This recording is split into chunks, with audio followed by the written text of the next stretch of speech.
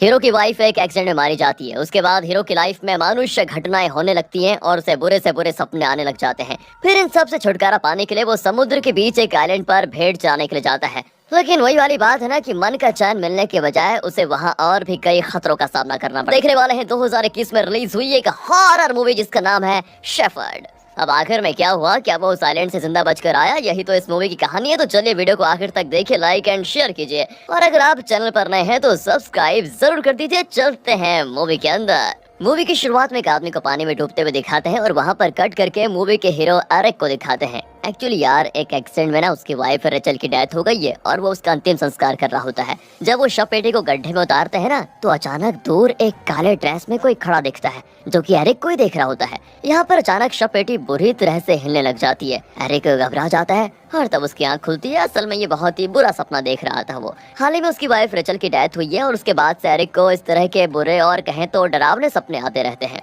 इस घर में अब सिर्फ एरिक और उसका डॉग ही रहते हैं। सुबह उठकर वो काफी पी रहा होता है तो न्यूज़पेपर में एक ऐड देखता है जिसमें लिखा हुआ है कि समुद्र के बीच एक आइलैंड पर भेड़ों को चराने के लिए एक चारवाही की जरूरत है। एरिक उसको पढ़ ही रहा होता है कि अचानक सामने से टेबल के ड्रॉअर खुलता है और अंदर से एक नन्हे से बच्चे का हाथ निकलता है। एरिक एकदम आउट ऑफ सेंस हो जाता है कि ये क्या है। वो घबरा जाता है, तभी पास जाकर देखता है पर अंदर कुछ नहीं होता। लेकिन वहाँ पर एक बच्चे का स्कैन फोटो होता है जो तब लिया गया था जब वो माँ के पेट में था। फिर एरिक रेडी होकर मस्त नहा धोकर अपनी माँ से मिलने के लिए जाता है जो कि बहुत दूर रहती हैं और वो भी सुनसान जगह पर एक अकेले घर में। पता नहीं लोग ऐसी जगहों पर जाकर घर क्यों बना देते हैं। अगर अचानक कहीं हॉस्पिटल वगैरह जाना पड़े तो मुश्किल हो जाएगी। खैर वो तो उनकी प्रॉब्लम है। हाँ अब कहानी वापस आ जाते हैं। एरिक दरवाजा नॉक करने की सोचता है लेकिन न जाने क्यों वो बिना नॉक किए ही वापस जाने लग जाता है। एंड तब उसकी माँ दरवाजा खोलती है पर वो प्यार से ये नहीं पूछती कि बेटा कैसे हो, कब आए। वो उल्टा एरिक को काफी सुनाती भी है। असल में हुआ ये था कि एरिक और रेचल की ना लव मैरिज थी जो कि एरिक के पेरेंट्स को अच्छा नहीं लगा। लेकिन एरिक ने रेचल से शादी की और वो अलग रहने लग गए।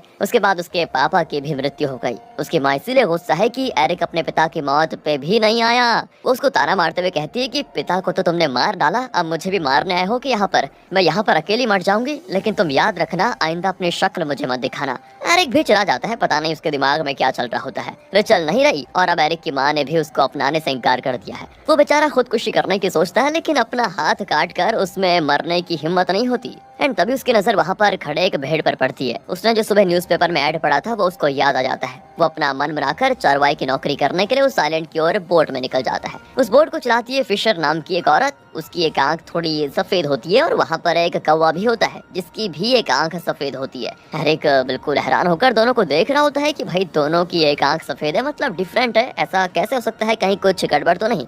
आखिर वो उस आइलैंड पर पहुंच जाता है जो देखने में बड़ा खूबसूरत दिखाई देता है। अब सोचने वाली बात यह है कि इतने बड़े आइलैंड में सिर्फ एरिक और उसका डॉग रहने वाले हैं क्या, पता नहीं। वहाँ पर एक पुराना लाइट हाउस भी होता है। एरिक उसकी ओर चलने लग जाता है। वहाँ जमीन पर मिट्टी से कुछ सर्कल की तरह एक बॉर्डर बनाया होता है। एरिक तो उसे क्रॉस करके चला जाता है लेकिन वो फिशर उस लाइन को क्रॉस नहीं करती बल्कि इस तरफ से एरिक को उसके घर की चाबी दे देती है। वो उसको बताती है कि घर में तुम्हारे जरूरत की सारी चीजें हैं, तुम अपना खाना पकाकर आराम से खा सकते हो। अगर कोई इमरजेंसी हो तो घर पर एक फोन भी है, तुम उससे मुझे कॉल कर सकते हो। और हाँ, इस बड़े आइलैंड में कहीं भटक मत जाना, ध्यान रखेगा अपना। इस मैप के इंस्ट्रक्शन को हमेशा फॉलो करना। ये कहकर दोस्तों वो आइलैंड से चली जाती है। अब एरिक अपने डॉग के साथ घर के अंदर जाता है। ये एक पुराना और टूटा फूटा घर है और अंदर हर तरफ मकड़ी के जाले होते हैं। वो नल खोलता है लेकिन पानी नहीं आता, मतलब पानी की भी समस्या है, उसे बाहर से पानी लाना होगा। वो बकेट लेकर बाहर जाता है और उस मैप के जरिए एक पानी के स्रोत का पता लगाता है। उसके पास एक बड़ा सा पत्थर होता है जिसमें एक सिंबल बना हुआ है। एरिक पानी निकालता है तो उसमें एक अजीब सी चेन होती है और उस चेन में एक अंगूठी पिरोई गई है।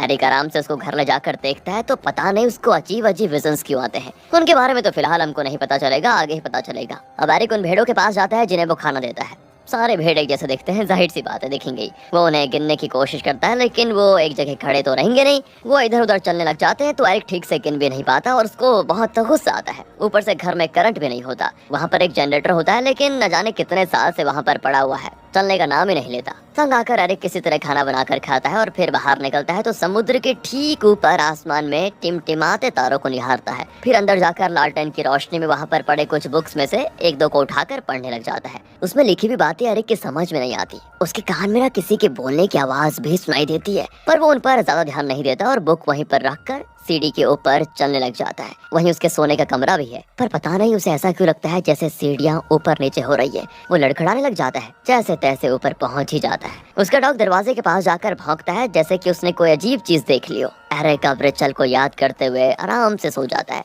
सुबह उठकर वो कॉफी बनाने के लिए नीचे आता है। ओह, तो वहाँ टेबल पर गर्मा गर्म कॉफी रखी होती है। सोचिए उस एरिक की क्या हालत हुई होगी। इस बड़े आइलैंड में एरिक के अलावा और कोई नहीं रहता, तो ये कॉफी आखिर किसने बना कर रखी हुई है। एरिक डर के मारे हर तरफ ढूंढता है, लेकिन वहाँ उसे कोई दिखाई नहीं देता। फिर वो भेड़ों को खाना देने जाता है। तभी अचानक उसको एक चीख सुनाई पड़ती है। एरिक चौंक कर चिल्लाता है कि कौन है वहाँ, सामने आओ। एंड तब वो आवाज बंद हो जाती है। एरिक देखता है कि सारे भेड़ उसे घूर रहे हैं। वो डर जाता है पूरी तरह और तुरंत घर आ जाता है। फिर वो फिशर को कॉल करने के लिए फोन उठाता है, लेकिन लगता है कल रात खराब मौसम की वजह से फोन लाइन खराब हो गई है, इसलिए कॉल नहीं जा रहा। पर फिशर ने कहा था कि वो हफ्ते में एक बार एरिक को देखने जरूर आएगी। अब एरिक सोचता है कि जब वो आएगी तो यहाँ की उसको सारी बातें बता दूंगा। फिर एरिक अपने रोज के काम में लग जाता है, तो अचानक उसे लाइट हाउस के पास फिशर दिखती है। वो एक बड़े से बैग में कुछ लाकर लाइट हाउस के अंदर आकर रखती है और चले जाती है। एरिक उसको आवाज भी देता है कि प्लीज रुक जाओ, लेकिन वो ऐसे चले जाती है जैसे उसने कुछ सुना ही नहीं। एरिक तो समझ ही नहीं पाता कि फिशर किसके लिए आई, और उसने एरिक को मुड़कर भी नहीं देखा,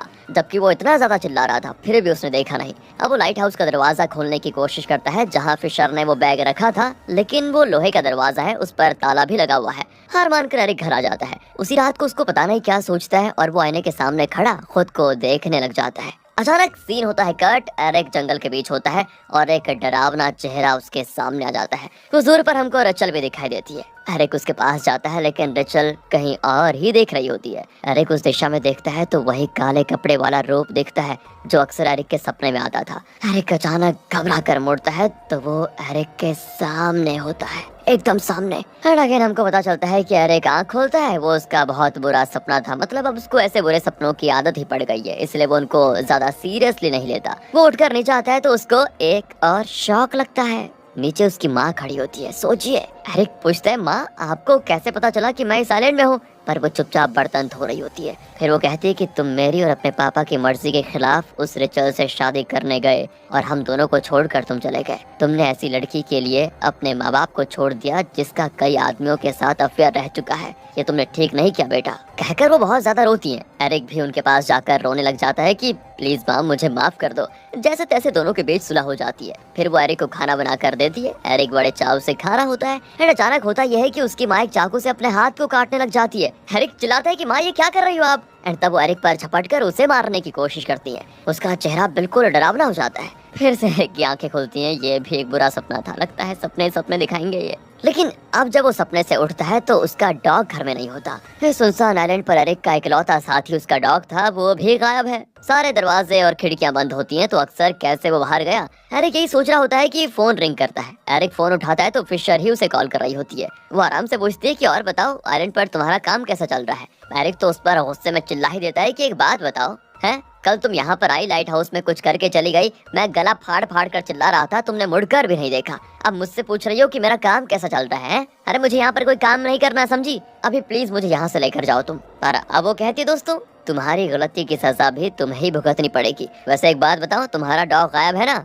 एरिक पूछता है, तुम्हें कैसे पता? वो कहती है, सवाल मत करो और सबसे पहले अपने डॉग को ढूंढ निकालो। कहकर वो कॉल ही काट देती है। अब बेचारा एरिक डॉग को पूरे आइलैंड में ढूंढने लग जाता है। वो समझ जाता है कि फिशर ही उसके साथ कोई खतरनाक खेल खेल रही है। अचानक पूरे आइलैंड में कोहरा छाने लग जाता है। एरिक तो कुछ देख ही नहीं पाता और एक जगह फिसल कर गिर पड़ता है। तब उसे दूर वही काला रूप दिखता है। एरिक को तो अब इतना गुस्सा आता है कि क्या बताओ। वो कहता है कि ये रोज रोज का डर मुझसे बर्दाश्त नहीं होगा, आज तो मैं उस रूप को देख कर ही रहूंगा। सोचकर वो रूप के पास जाता है तो वो सिर्फ एक पत्थर होता है। बेचारा एरिक भी ठाका मारकर हंसने लगता है कि बताओ यार, एक पत्थर को देखकर मैं इतना डर रहा था। लेकिन तभी उसको एक और शौक लगता है। उस आइलैंड पर एक बहुत बड़ा शिप होता है। एरिक अब उसके अंदर जाकर देखता है, पर वहाँ पर कोई भी नहीं होता। नीचे ना एक चाबी पड़ी होती है जिसे एरिक आराम से उठाता है। एंड उसी वक्त उसके ठीक पीछे वही काला रूप होता है। वो उसे सेंस तो कर पाता है, लेकिन डर के मारे मुड़कर उसके देखने की हिम्मत नहीं होती और वो सीधा बाहर भाग जाता है। किसी तरह वो घर पर पहुंच जाता है। रात को एरिक अपने बेडरूम में जाकर दरवाजे को, टेबल, चेयर और भी कई चीजों से ब्लॉक कर देता है ताकि कोई अंदर ना घुस पाए।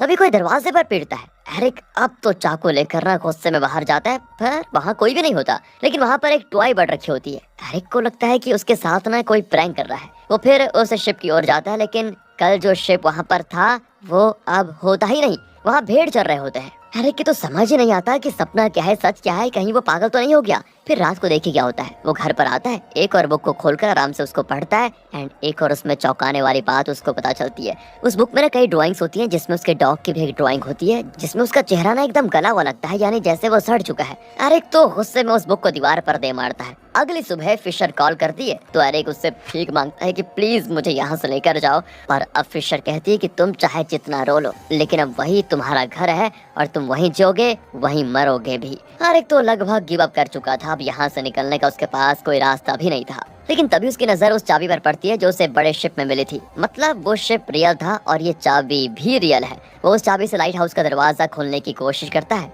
उस दरवाजे पर वही सिंबल बना होता है जो एरिक ने पहले दिन एक पत्थर पर देखा था। दरवाजा भी खुल जाता है और एरिक देखता है कि अंदर कई 100 मरे हुए बर्ड्स होते हैं, जिनके शरीर में कुछ भर कर वहाँ पर रखा होता है। वो ऊपर चढ़ने लगता है तो उसे सीढ़ी में बहुत मुश्किल होती है, क्योंकि उसे लगता है कि सीढ़ियाँ ऊपर नीचे हो रही है। याद है दोस्तों आपको, घर की सीढ़ी पर भी एरिक को ऐसा ही लग रहा था। लगता है सीढ़ियाँ गोल गोल घूम रही है। एरिक का सर चकराने लग जाता है बहुत ज्यादा। फिर भी वो कोशिश करके टॉप पे पहुंच जाता है, लेकिन वहाँ पर कुछ खास होता ही नहीं, सिर्फ एक बड़ी लाइट दिखती है उसे। एरिक अब रिवर्स में उतरने लगता है। एक जगह तो वो गिर पड़ता है और फिर आखिरकार लाइट हाउस से बाहर भी निकल जाता है। अब दोस्तों वहाँ पर जो दृश्य दिखता है ना, उसको देखकर तो आपकी भी सांसें रुक जाएंगी। वो जिन भेड़ों को चराने आया था वो सारे मार दिए गए थे और उनके खालों को लकड़ियों पर बांध दिया गया था। उन भेड़ों के साथ एरिक के डॉग का भी वही हाल किया गया होता है। उसके गले में वही चेन होती है जो एरिक ने पानी से निकाला था। अब ऐसी घिनौनी हरकत की किसने होगी, ये सोचकर वो बहुत घबरा जाता है और घर आकर एक कोने में सिकुड़ कर बैठ जाता है। तब उसे अपनी वाइफ रेचल और एक छोटे बच्चे के खतरनाक विजुअल्स दिखते हैं। अचानक वो आंखें खोलता है तो वो जगह कोहरे से भरी पड़ी होती है। उसमें गलती से पेट्रोल को गिरा देता है। वैसे भी साइलेंट में मरना ही है तो नेक काम करने में देरी किस बात की, ये सोचकर एरिक पेट्रोल में आग लगाने का फैसला करता है। लेकिन पता नहीं इसके किस्मत में क्या है, तभी समुद्र में एक बोट की आवाज आती है। एरिक थोड़ा खुश होता है कि आखिर बोट आ ही गई, और तब वो काला रूप जो अक्सर एरिक के सपने में आता था वो अब सामने आता है। वो कोई और नहीं, एरिक की वाइफ रेचल है, यानी उसकी आत्मा। वो बार बार पूछती है तुमने मेरे साथ ऐसा क्यों किया। एरिक कहता है तुम मेरी पत्नी नहीं हो। ये कहकर वो पेट्रोल पर लाइटर फेंक कर बाहर भाग जाता है। रेचल की आत्मा चलते हुए चिल्लाती है कि मत जाओ मत जाओ, लेकिन एरिक उसकी बातों को अनसुनी करके बोट की ओर स्विम करता है, पर वो बोट के पास पहुंच ही नहीं पाता और पानी में डूबने लग जाता है। मूवी की शुरुआत इसी सीन से हुई थी दोस्तों, और जिस आदमी को डूबते हुए दिखाया गया था वो एरिक ही था। एरिक ऊपर की ओर स्विम करने की कोशिश कर रहा होता है, पर रेचल की आत्मा उसे पकड़कर नीचे खींचती है। अगले सीन में एरिक समुद्र तट पर बेहोश पड़ा होता है। कुछ लोग उसको बचाकर हॉस्पिटल लेकर जाते हैं, जहाँ वो धीरे धीरे ठीक होने लग जाता है।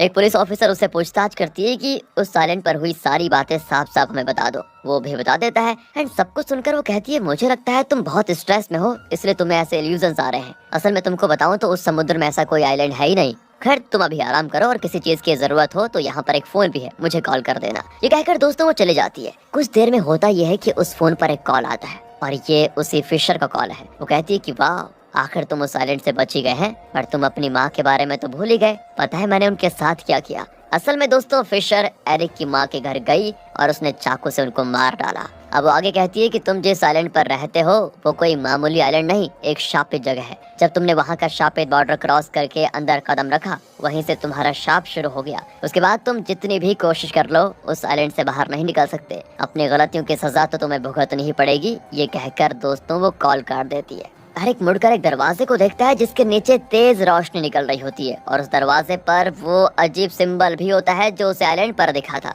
एरिक घबराकर धीरे से दरवाजा खोलता है। ओह, तो पता चलता है कि वो उस आइलैंड से बचकर निकला ही नहीं। मतलब एरिक अब मरते दम तक किसी आइलैंड पर रहेगा और अपनी गलतियों की सजा भुगतेगा। यार सवाल ये है कि एरिक ने ऐसा किया क्या जिसकी उसको सजा मिल रही है। असल में इसके बारे में मूवी में पहले ही बताया गया था, लेकिन हमने इसको थोड़ा अलग तरह से आपको पेश किया। इसका सस्पेंस मेंटेन करने के लिए वो राज अब तक रिवील नहीं किया, तो अब करते हैं। एरिक और रेचल ने लव मैरिज किया और सब बढ़िया चल रहा था। प्रॉब्लम तो तब शुरू हुई जब रेचल प्रेग्नेंट हुई। एरिक को शक होने लगा कि रेचल के पेट में किसी और का बच्चा है, एंड इस बात पर इनके बीच झगड़ा हो गया। एक दिन कार में हुआ ये कि जाते जाते उनकी बहस हो गई और टेंशन में एरिक ने कार का एक्सीडेंट कर दिया। एरिक चाहता तो रेचल और उसके पेट में जो बच्चा है दोनों को बचा सकता था, लेकिन एरिक को शक था कि रेचल ने उसको धोखा दिया और उसके पेट में किसी और का बच्चा है, इसलिए उसने जानबूझकर दोनों को मरने के लिए छोड़ दिया। ये था एरिक का घिनौना जुर्म जिसकी सजा वो भुगत रहा है। वो आइलैंड असल में शैतान का बनाया हुआ नरक है जो धरती पर है, और यहाँ बुरे काम करने वालों को लाया जाता है ताकि उन्हें अपने दुष्कर्मों का एहसास हो और वो जिंदगी भर उसके लिए पछताएं। और उसी नरक की सीमा को एरिक ने पार कर दिया था जब उसने आइलैंड पर लाइन क्रॉस की थी और यहाँ से वापसी का उसको कोई रास्ता मिला नहीं। इसी के साथ ये मूवी यहाँ पर खत्म